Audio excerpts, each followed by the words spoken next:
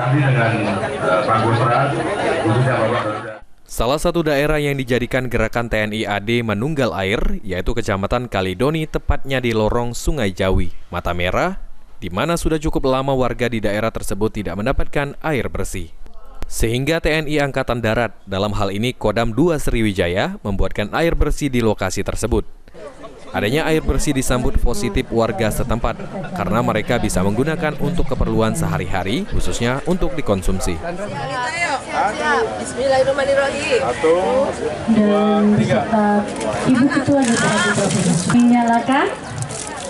Ya, sekarang sudah diputar dan air Sriwijaya dan juga Forkopimda Provinsi Sumatera Selatan. Tapi seneng, Mbak ya? Yo seneng lah, namanya disahakan air.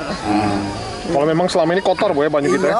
Minum cak mana? Nampung air hujan? Beli. Oh, beli? Beli ini galon.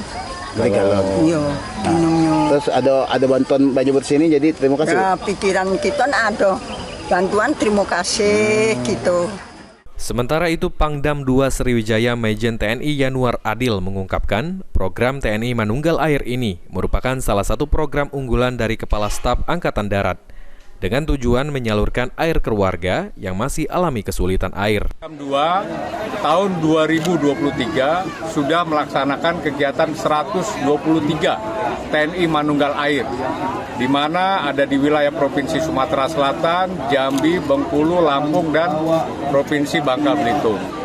Tujuannya adalah untuk memberikan air ke daerah-daerah yang sangat sulit airnya.